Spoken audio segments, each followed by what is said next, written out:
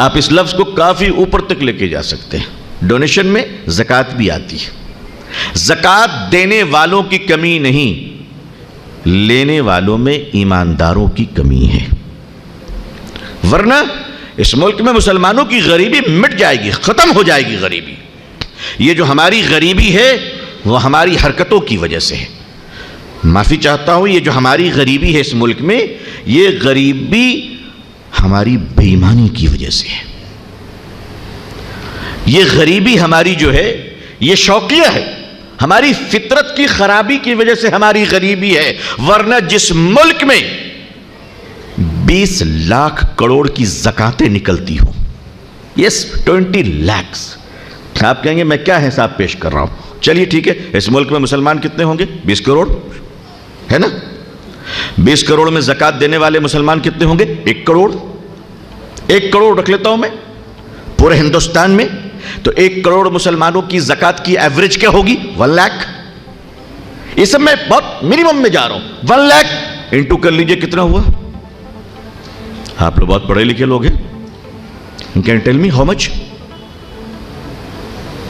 Calculator کام کر رہا ہے؟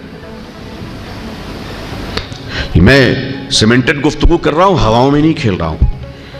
20 کروڑ مسلمانوں میں 1 کروڑ مسلمان زکات دیتے ہوں گے انشاءاللہ، زیادہ ہوں گے۔ 1 کروڑ مسلمان پہ 1 لاکھ روپے زکات کی ایوریج رکھ لیجئے آپ، تو ہندوستانی مسلمان ہر سال 20 لاکھ کروڑ روپے زکات کی نکالتے ہیں۔ اس کے باوجود ہر چوتھا مسلمان یا تو غریب ہے یا بھکاری ہے۔ کیوں؟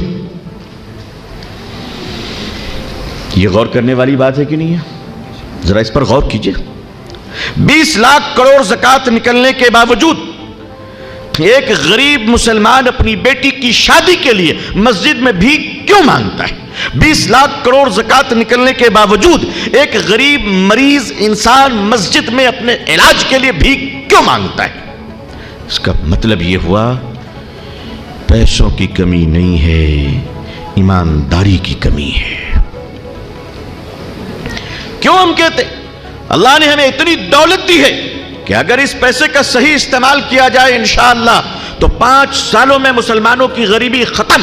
اگلے 5 سال میں گورنمنٹ آف انڈیا سے ہم بات کریں گے کہ بتاؤ کہاں ہم بجٹ دینی ہے، وہاں ہم فائنانشیل سپورٹ کریں گے انشاءاللہ۔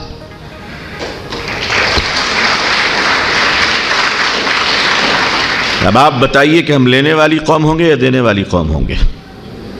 ہمارے علماء کرام، دانشوران، ڈاکٹر، انجینئر، مفتیان کرام سب بیٹھ کر ذرا سوچیں، میں سب کی گالی کھانے کو تیار ہوں مگر آپ سچ کو ماننے کو تیار ہو جاؤ، تیار ہو جاؤ۔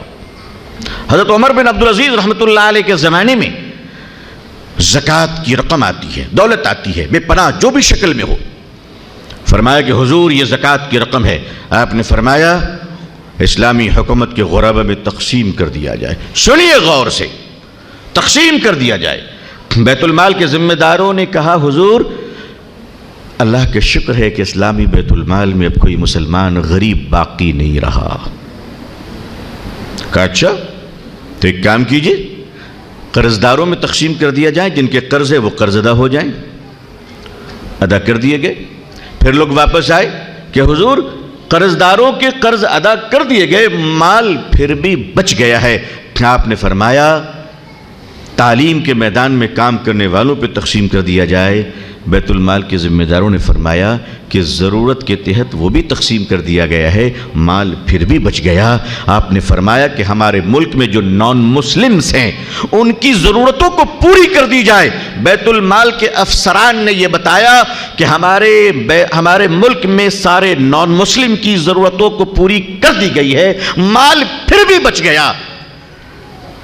آخری بات جو بتانے جا رہا ہوں، گرچہ اس کا ثبوت مجھے کسی بڑی کتاب میں تو نہیں ملی ہے، لیکن بات درج ہے کہ آپ نے فرمایا کہ آؤ اب اس مال سے گیہوں اور چاول خرید لیں اور پہاڑوں پہ ڈال دیں تاکہ اسلامی سلطنت میں کوئی پرندہ بھی بھوکا نہ رہ جائے۔